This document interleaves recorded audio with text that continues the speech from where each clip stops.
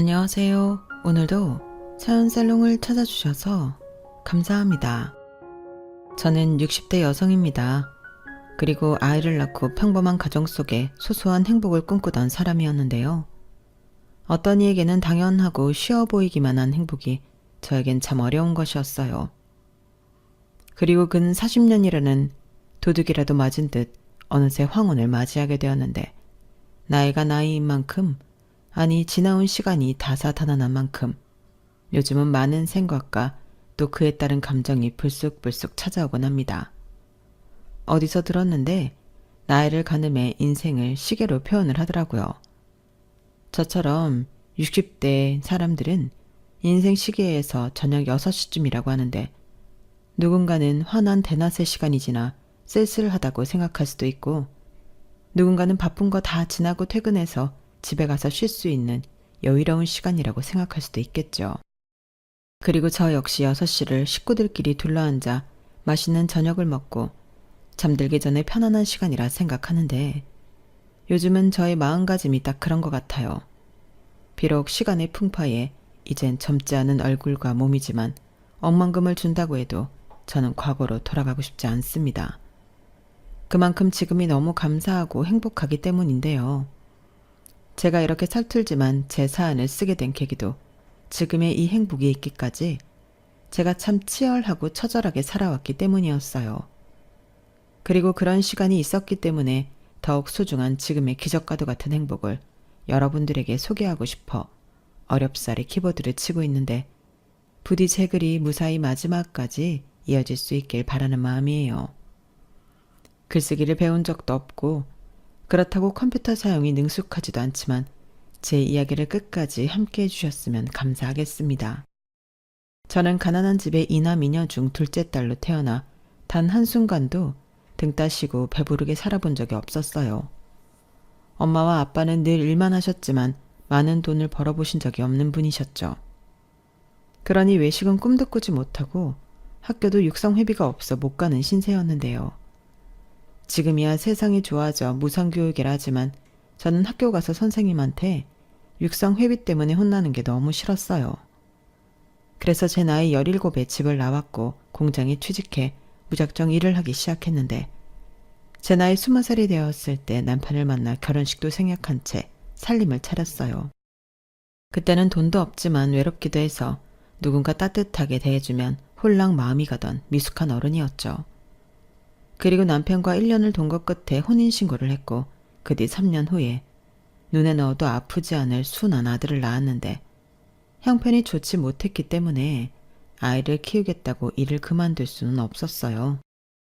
그때 당시 저희 부부는 반지하이긴 했어도 방과 부엌이 분리되어 있는 전세에 살고 있었고, 화장실은 밖으로 나가 공용으로 써야 했는데, 그나마 월세가 아닌 전세라는 것에 큰 위안을 삼고 살았어요. 그리고 당시에는 아이도 태어났으니 조금만 더 노력해 반지하를 탈출하자는 목표가 있었는데, 엄마는 강하다고 돈만 벌 수 있다면 휴일도 반납하고 출근하기를 주저하지 않았어요. 그렇기 때문에 시어머니의 도움을 받을 수밖에 없었고, 시어머니는 저희 집 근처에 있는 시장에서 그릇을 팔고 계셨어요. 남편 말로는 남편이 초등학교에, 그러니까 저희 세대는 국민학교인데 2학년인가 3학년인가 일 때 부모님이 이혼했다고 하더라고요. 이유는 시아버님의 외도였다고 했는데, 시어머니도 보란듯이 2년 뒤에 재혼을 했다고 했어요. 그리고 그 후로 무슨 박복한 인생이신지 한 번 더 같은 이혼을 하셨고, 내내 혼자 계시다 저희가 결혼하고 난 뒤 마지막 동반자라며 재혼을 하셨는데, 그런 이유로 시어머니는 밖에서만 볼 수 있었어요. 남편 역시 새 아버지를 보고 싶은 마음도 없었는데, 시어머니가 재혼한 남편의 아이들과 살고 있어서 더 그랬던 것 같았죠. 하여간 그런 사연이 있는 시어머니와 남편이었는데, 아들애를 낳고 아쉬운 건 저희 쪽이었으니 낮에는 시어머니에게 종종 아이를 부탁했죠. 사실 그렇게라도 당신 아들의 손자를 보여드리고 싶은 마음이었는데, 시어머니도 그런 제 마음을 아는 듯 제가 아이를 봐달라 부탁을 드리면 싫은 소리 한번 하지 않고 아이를 가게로 데리고 오라고 하셨어요. 그리고 돌이 지났을 무렵에는 어린이집에 보냈는데 쥐구멍에도 해뜰 날이 온다고 열심히 사니 저희 집에도 좋은 시절이 오더군요. 저희가 글쎄 18평 빌라를 대출을 받아야 하긴 했지만 사게 되었어요. 지하도 아니고 무려 2층이었는데 방이 3개, 화장실도 안에 있는 그런 집이었죠.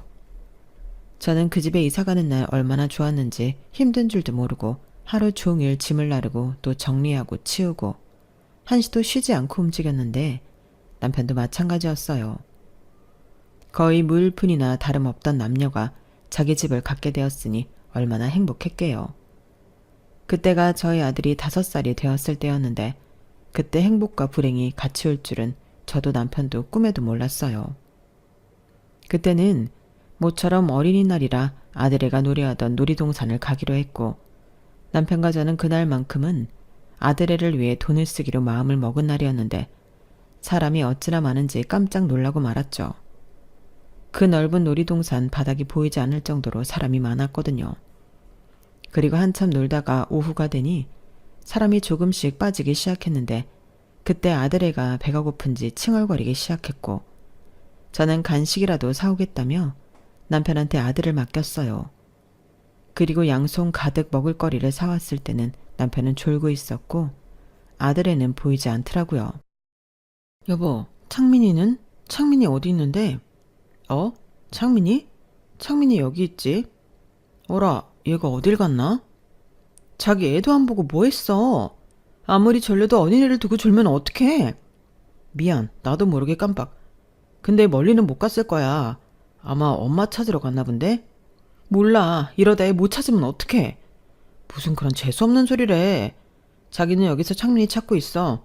나는 방송 좀 해달라고 할게. 지금쯤 지도 무서워서 울고불고 하고 있을 거야. 남편은 그렇게 말하고 헐레벌떡 어딘 줄도 모르면서 미아 방송을 부탁하러 갔어요. 그리고 30분 정도 됐을까?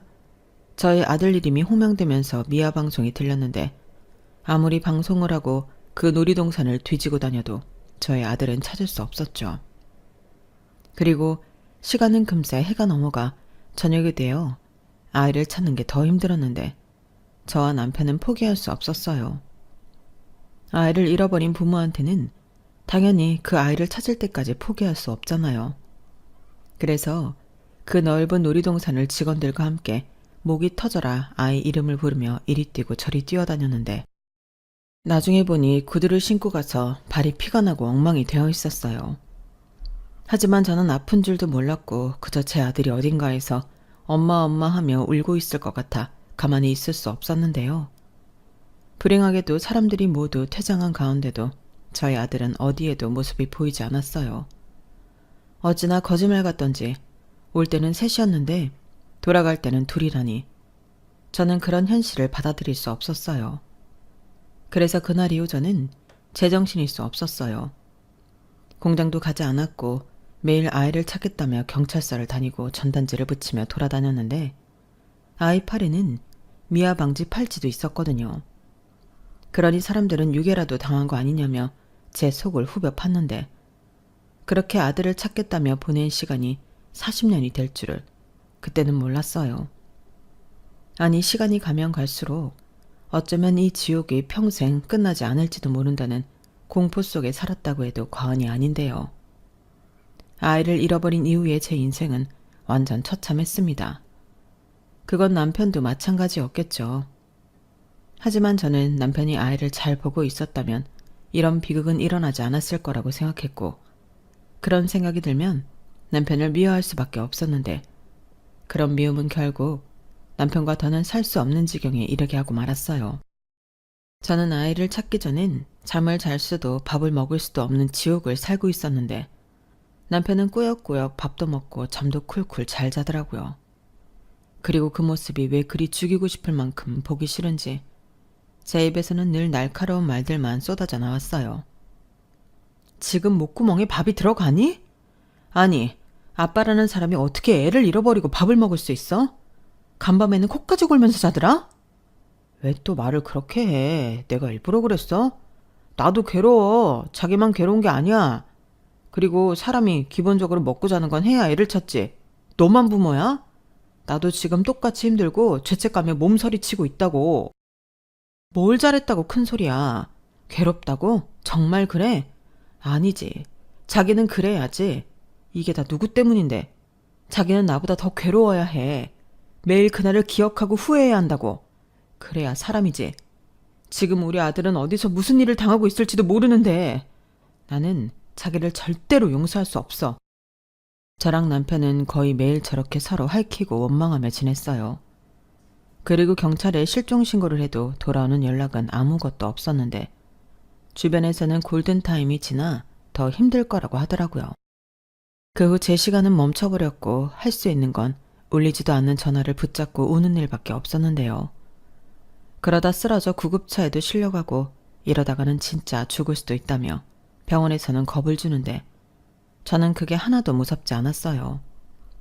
목숨 같은 아이를 잃어버렸는데 이렇게 죽을 수 있다면 오히려 잘된 일이었죠. 하지만 그때 시어머니가 저를 붙잡고 이런 말씀을 해주셨는데요. 아이러니하게도 남편은 싫어 죽겠지만 시어머니의 그 말을 듣고 저는 살기로 했어요. 얘야, 네가 이러면 네 아들은 누가 찾니?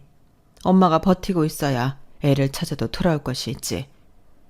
내가 내 아들만 생각하면 널 볼 면목도 없고 당장이라도 내 아들 데려다 후드려 패고 싶지만 그런다고 내 손자가 돌아오는 것도 아니니 염치 없지만 내가 이렇게 부탁한다. 얘야, 살아라. 그냥 살기만 해라. 이렇게 말하며 제 앞에서 훌쩍훌쩍 하시는데 왜 그리도 시어머니의 마음이 느껴지던지 저는 제 아들을 찾기 위해 살기로 마음먹었습니다.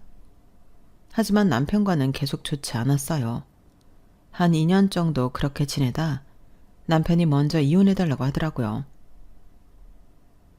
지금 이게 뭐야? 어디서 뻔뻔하게 이딴 소리를 내밀어. 이혼? 이혼을 해달라고? 당신이 그러고도 사람이니? 나도 힘들어서 그래. 이러다가는 너랑 나랑 둘 다 죽어. 평생 너는 나를 원망하고 살 거잖아. 나도 미안한데 나도 사람답게 살고 싶다. 사람답게 살아? 자식 잃어버린 부모가 사람답게 살겠다고? 그래, 너는 이해할 수 없겠지.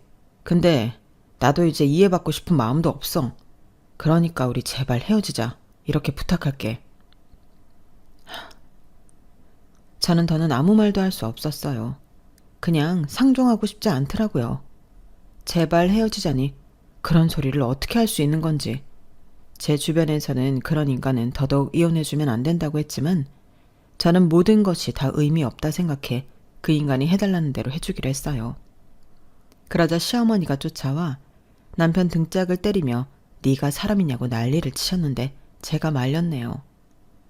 이미 마음 떠난 사람이고 저랑 있는 게 싫다는 사람을 더는 억지로 붙들고 있고 싶지 않다고 했어요. 그래서 그래, 너는 다 있고 어디 한번 바라는 대로 사람답게 살아봐라. 이혼 서류에 도장을 찍어줬는데요. 그 후 저는 계속해서 아들아이를 차지하기 위해 뛰어다녔어요. 전단지도 새로 만들고 이혼한 뒤 혼자 몸이 되었으니 전국 방방곡곡을 다니며 아이를 찾아다녔는데 그렇게 5년, 10년, 또 15년이 넘어가면서 희망의 불씨는 사라져만 갔어요. 그리고 아울러 가진 돈도 모두 바닥이 나서 빚에 쫓기는 신세가 되었는데 그렇기 때문에 저는 돈도 벌어야 했죠. 희망의 불씨는 사라져도 자식을 찾아야 한다는 생각에는 변함이 없었으니까요. 그러면서 어느새 제 얼굴에도 그늘이 많이 졌는지 선뜻 다가오는 사람들도 없었는데 그래서 그 힘든 시간이 더 지독하게 외로웠어요. 사회성을 잃었다고 할까요? 사람들과 언제 대화를 하면서 웃었는지 기억도 나지 않을 지경이었는데 지금 돌이켜 생각해보면 숨은 붙어 쉬고 있지만 산 송장처럼 살았던 것 같습니다. 자식을 잃어버린 애미인 제가 저한테 그런 벌을 줬던 것 같아요. 그렇게 세월은 더디게 또 야속하게 흘러 40년이 지났어요.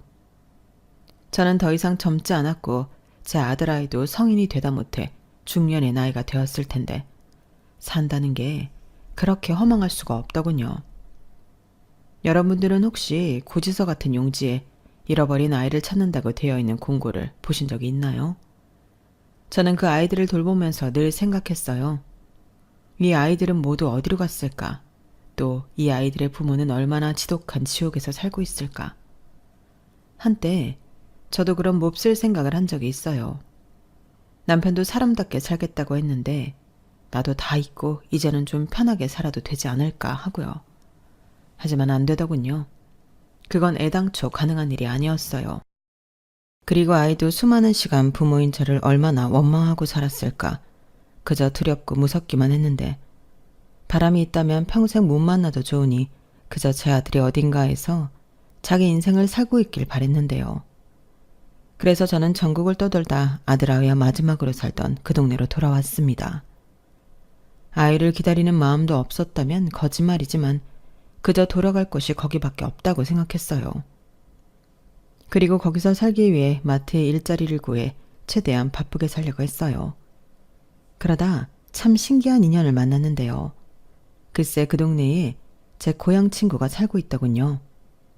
말로는 이사 온 지 10년도 넘었다고 했는데 그때는 이미 제가 그 동네를 떠나 있었기 때문에 만날 수 없었던 것 같았어요. 사회성이라고는 사라져서 이젠 누굴 만나도 이야기하기가 힘들었던 저였는데 고향 친구는 예외였죠. 반갑고 또 신기하고 서로 들떠서 10대 시절로 돌아간 듯 그렇게 이야기꽃을 피웠는데 그 친구 덕분에 다른 친구들과도 연결이 되었어요. 하지만 곧 저는 다시 대화에 낄 수 없었는데요. 여자들이 만나서 하는 대화는 뻔했죠. 자식 이야기, 남편 이야기가 전부잖아요. 하지만 저는 어느 얘기도 끼지 못하니 그저 눈동자만 굴리며 어색한 미소만 지었는데 결국 저도 친구들한테 제가 겪은 일과 지나온 시간을 이야기했습니다. 그냥 하고 피하기보다 얘기하고 싶었어요. 그러자 삽시간에 화기애애한 분위기는 조용해졌고 눈물을 보이는 친구도 있었는데 희한한 게 제 마음은 친구들의 마음으로 채워지는 기분이 들었어요. 그리고 종종 친구들과 만나 시간을 보냈고 그러던 중 한 친구가 자기 딸이 결혼을 한다며 청첩장을 돌렸는데 못난 저는 청첩장을 받아들고 한참 동안 고민을 했네요.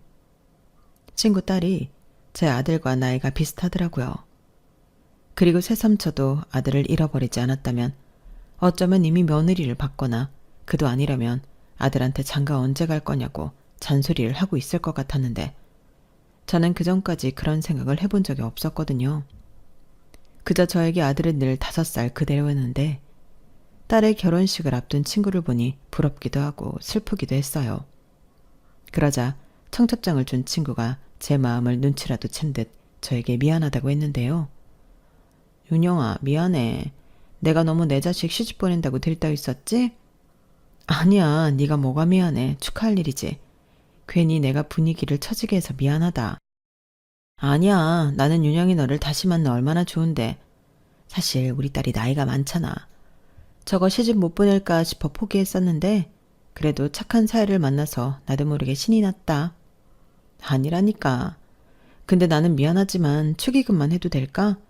괜히 내가 가서 주책이라도 떨까 봐서. 좋은 날인데. 윤영아, 너 정말 안 갈 거야? 그럼 현숙이가 너무 서운하지. 우리도 서운하고. 우리 그냥 가서 맛있는 거 먹고 축하해주고 오자. 현숙이네 사이가 그렇게 잘생겼단다. 능력도 좋고. 야, 너는 눈치도 없이 그런 소리 왜 해? 내가 뭐. 오히려 이런 건 자꾸 눈치 보고 피하면 더 이상해. 윤영아, 우리 같이 가자. 현숙이가 그러는데 사위가 무슨 사연이 있는지 가족이 없다네. 그래서 하격도 별로 없는 모양인데 한 사람이라도 더 가서 축하해주자. 저는 다른 친구의 말을 듣고 기분이 살짝 이상했어요. 가족이 없다니. 딸을 시집 보내는 친구 현숙이가 의식이 되었는데 현숙이는 그저 얇은 미소만 지으면서 이렇게 말했어요. 나도 자세한 건 안 물었어. 우리 애가 하도 지랄을 해서. 그런데 우리 사이 보고 있으면 그냥 선해서 좋아. 부모 없이 컸다고 하는데도 그늘 하나 없고 성실하고 책임감도 강한데 아, 내가 아들을 못 낳은 이유가 이런 아들을 맞이하려고 했구나. 그런 생각이 절로 들었다니까. 솔직히 그런 사연이 있어서 결혼식은 작게 해도 된다고 생각했는데 사위가 그러지 말라고 했어. 일생에 한 번인데 우리 딸은 축하받아야 하지 않냐고. 그 마음이 얼마나 고마운지. 나는 그냥 우리 사이가 마음 다칠까 그 걱정만 하고 있었다니까. 그래서 나랑 남편은 혼주자리도 없애버리기로 했고 둘이 동시 입장하기로 했어. 우리 남편이 눈치 없이 딸도 하나밖에 없는데 손도 못 잡고 들어간다고 해서 그럼 나는 내 사위 손잡고 들어가겠다고 하니까 그런 이상한 결혼식이 어딨냐고 한바탕 했다니까. 그래서 너희들한테는 우리 사위 하객 쪽에 자리 채워주면 좋겠다고. 저는 현숙이의 말을 듣는데 저도 모르게 눈물이 났어요. 어릴 때는 몰랐는데 현숙이의 마음이 너무 아름답고 너그러워 절로 눈물이 나더라고요. 그리고 왠지 아들을 잃어버린 제가 그 결혼식에 참석해 부모가 없다는 현숙이의 사위 편에 서주고 싶다는 분에 넘치는 마음이 들었는데, 그래서 현숙이의 딸 결혼식에 참석하기로 마음을 바꿨어요. 그리고 사정을 알아서인지 얼굴도 한번 보지 못한 현숙이의 사위에게 마음이 쓰였는데, 누구보다 행복하게 살았으면 좋겠다는 생각이 저절로 들었죠. 그리고 혼주가 된 현숙이는 우리 사위야 인사해, 잘생겼지? 라며 사위를 저와 친구들에게 소개해줬는데요. 정말 인상이 너무 좋아 보였어요. 다른 친구들 말에 의하면 나이도 제법 있다고 했는데 얼굴이 동안이라 그런지 그런 걸 전혀 느끼지 못하겠더라고요. 그리고 이윽고 결혼식이 시작되었고 누구보다 예쁜 선남선녀가 손을 잡고 입장을 하는데 저는 저도 모르게 촉촉한 눈을 하고는 누구보다 열심히 박수를 쳤습니다. 누가 보면 제가 신랑 엄마라고 해도 믿을 만큼 주책을 떨고 있었죠. 나중에 식이 끝나고 인사를 놓은 신랑 신부를 보며 저는 진심으로 축하한다고, 잘 살길 바란다고 말했는데 정말 진심이었어요. 그리고 현숙이의 사위에게 축하한다며 악수를 나눈 그 순간 저는 멈칫하고 말았는데요.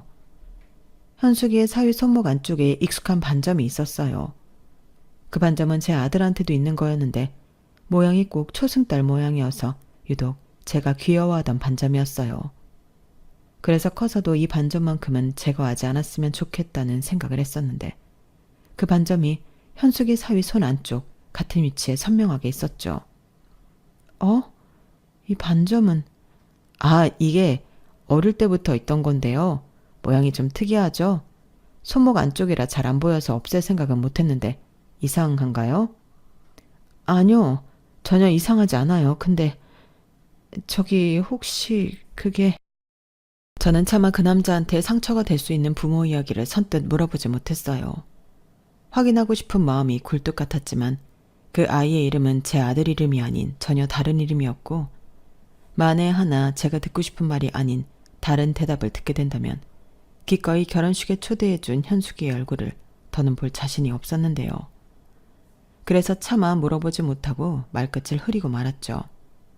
그런데 현숙이가 저한테 왜 그러냐고, 자기가 먼저 저에게 다가와 괜찮으니 자기한테만 말해보라고 했는데, 그래서 저는 현숙이에게만 살며시 내 아들 손목 안쪽에도 같은 모양의 반점이 있었다고 이야기를 했어요. 그러자 현숙이는 화들짝 놀라며 그래? 그럼 당장 확인해 봐야지 뭘 망설여? 라고 설레발을 쳤는데, 하지만 저는 그러지 말라고 했죠. 나중에 기회가 있어서 사위에게 이야기를 들으면 그때나 알려달라고 했는데요. 저는 그 뒤로 쿵쾅거리는 마음을 진정할 수 없었어요. 어떤 날은 현숙이의 사위가 영락없이 제 아들 같았는데 신혼여행에서 돌아오면 붙잡고 물어볼까 별의별 생각을 혼자 했더랬죠. 그러다 현숙이에게 연락이 왔어요. 저도 저지만 현숙이 역시 너무 궁금해 참을 수 없었다며 자기 사위한테 이것저것 물어봤다고 했는데요. 우리 사위가 그러는데 어렸을 때 기억이 잘 나지 않는데, 근데 확실한 건 부모님이 미국에 살았다고 했는데 참 별난 사람들이지. 애를 한국 고아원에 맡겼다고 하네. 그게 우리 사위가 15살인가 됐을 때라고 하는데 부모라는 인간들이 제대로 돌보지도 않았던 모양이야. 아, 그래? 역시 내 아들은 아니었구나. 내가 괜히 설레발을 쳤네. 미안하다. 네가 뭐가 미안해. 나라도 당장 확인하고 싶었을 거야. 근데 우리 사위가 이런 말도 했는데 유독 기억이 나는 어렸을 때가 있대. 너무 어려서 몇 살이었는지 잘은 기억이 나지 않는데 놀이동산에서 부모님이랑 신나게 놀았던 기억이 있대. 그때 엄마가 먹을 걸 사온다고 자리를 떠났는데 아빠가 졸고 있어서 엄마를 찾으러 갔다고 하더라고. 그 기억만큼은 아주 선명하다고 했는데 전에 아들 놀이동산에서 잃어버렸다고 하지 않았어? 맞아. 그리고 내가 간식 사온다고 자리를 뜨고 우리 남편이 졸다가 애가 없어진 것도 맞긴 한데 부모가 있었다고 하니. 그러게 뭐 우리가 애 키울 때는 놀이동산 같은 데서 애 종종 잃어버렸다가 찾기도 많이 했으니까. 그렇지? 그래도 윤영아, 밑자의 본전인데 유전자 검사 뭐 이런 거 한번 해볼래? 어? 아니 그래도 어떻게 그래, 실례잖아. 몰래 하면 되지. 내가 우리 사위 머리카락이라도 한 움큼 뽑든. 아, 칫솔 쓰라고 하고 그거 챙겨서 하면 되잖아. 드라마 같은 데서 보니까 그렇던데. 너도 참. 하자. 아니면 말고 괜히 미련 남잖아. 그럼 나야 고마운데 괜찮겠어? 윤영아, 나는 말이야. 만에 하나 네가 우리 사위 친엄마라면 너무 좋겠어.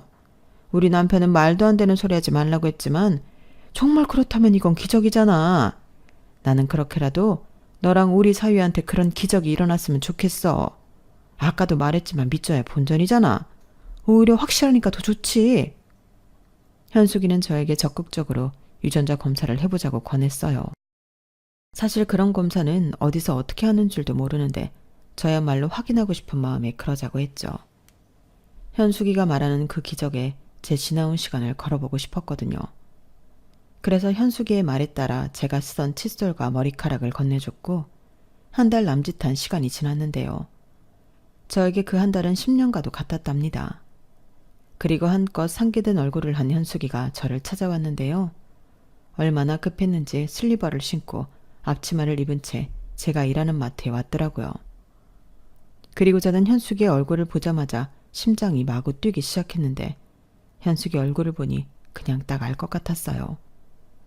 그리고 이윽고 현숙이는 윤영아, 됐어. 기적이야. 기적이 일어났다고.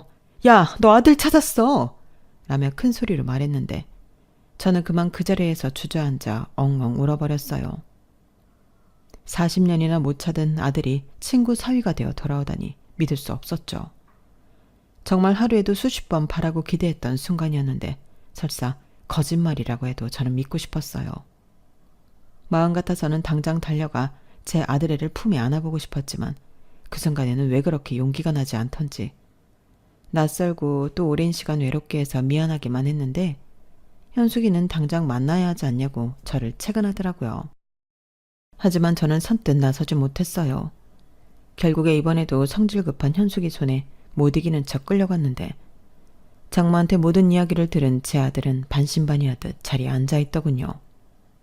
그때 저는 입으로 내뱉지는 못했지만 머릿속으로 내 아들, 꿈에서도 보고 싶었던 내 아들 이 말만 되풀이하며 조심스럽게 아들에게로 한 걸음 한 걸음 걸어갔는데 그 뒤 떨리는 입을 겨우 떼서 창민아 라고 정말 오랜만에 제 아들 이름을 불러봤어요.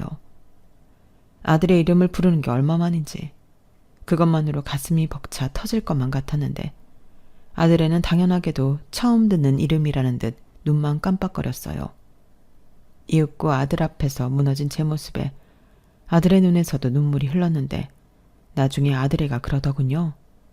처음엔 얼떨떨하고 뭐가 뭔지 모르겠었는데 저를 보고 또 제가 사시나무 떨듯이 어쩔 줄 몰라 하는 모습을 보고 아, 우리 엄마다 라는 생각이 들었다고 했어요. 그리고 아들애가 잠시 머문 고아원 원장님이 제가 유독 귀여워하던 반점을 보고 하신 말씀이 있었다고 했는데요. 이 반점이 너에게 좋은 일을 불러올 거라고 이런 반점을 가진 사람은 원래가 특별하다고 이야기를 해줬다고 합니다. 그런데 정말 이 반점 때문에 친엄마를 찾게 될 줄은 몰랐다며 자기는 정말로 특별한 존재인 것 같다고 울며 웃으며 이야기를 했는데 참 은혜로우신 분이라는 생각이 들었어요. 그리고 수많은 나쁜 사람들도 많은데 저리 좋으신 분이 저희 아들과 함께 해줘 얼마나 감사했는지 모릅니다.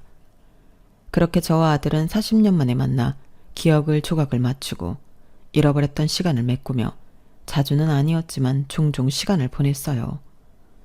무엇보다 제 아들을 너무나도 귀하게 여기고 예뻐하는 친구 현숙이에게 저는 늘 고마운 마음이었는데요. 이젠 사돈이 된 친구지만 현숙이가 귀한 딸을 낳아주지 않았다면 저는 아마 평생 아들을 찾을 수 없었을 겁니다. 그리고 혼자 열심히 노력해서 작지만 공장을 운영하는 사장님이 되었다는 아들이었는데 현숙이 말처럼 아들은 선하고 성실하여 주변에 좋은 사람들이 참 많더군요.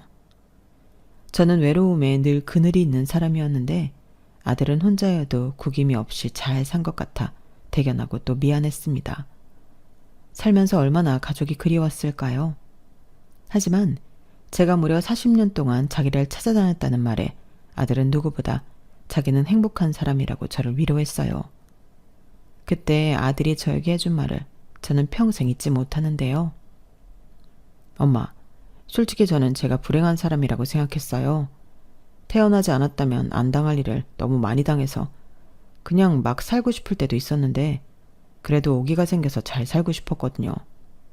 근데 저도 모르는 그 시간 동안 엄마가 엄마의 모든 걸 걸고 저를 찾아다녔다고 하니 저는 누구보다 행복한 아이였어요.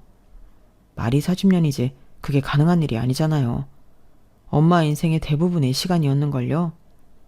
저는 솔직히 제 힘으로 여기까지 왔다고 생각했는데 지금 보니 저는 그런 엄마가 계셔서 잘 살았던 것 같아요. 감사합니다. 그리고 오랜 시간 힘들게 해서 죄송해요. 정말 한 글자도 틀리지 않고 저렇게 말한 아들이었는데 저는 너무 감동스러워서 아마도 평생 아들의 말을 잊지 못할 거예요. 그리고 저는 네가 미안할 게 없다고 오히려 너무 늦게 찾아 엄마가 미안하다고 사과를 했는데 그 순간 어느 누구도 울지 않는 사람이 없었죠.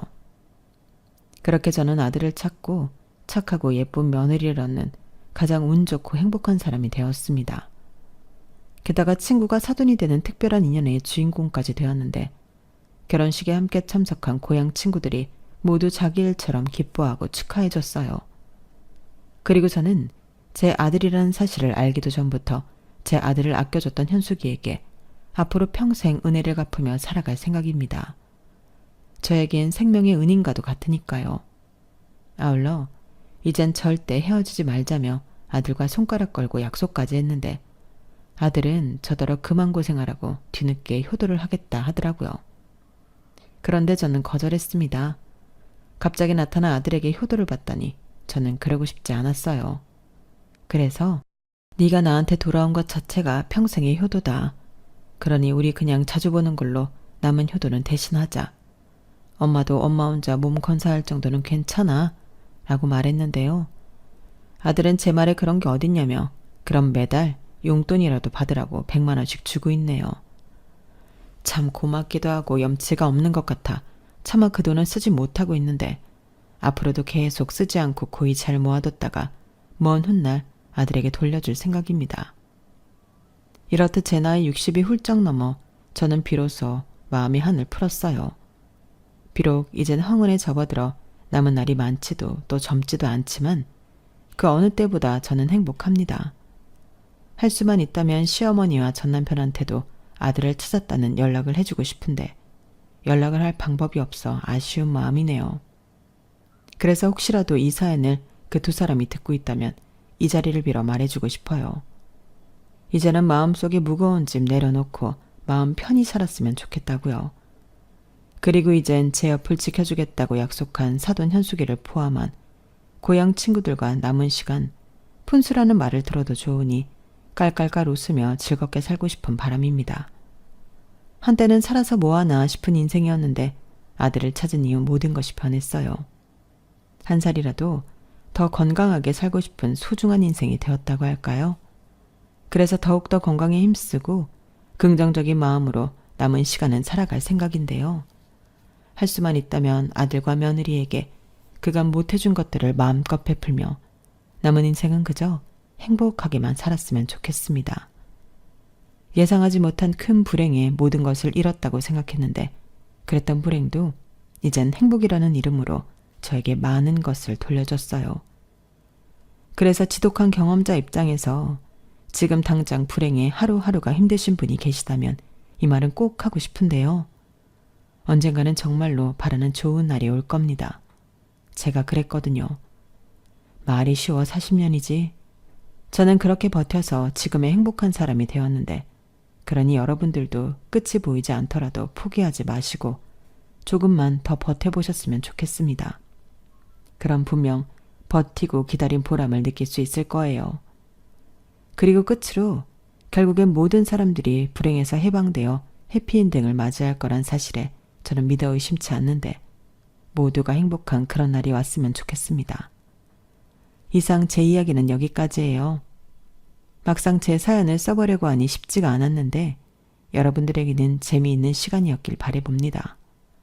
그럼 항상 건강하시고요. 꼭 행복하세요. 안녕히 계세요. 여러분, 사연 댓글에 응원과 현명한 조언 부탁드려요. 좋아요와 구독은 저에게 큰 힘이 됩니다. 오늘도 좋은 일 가득하세요.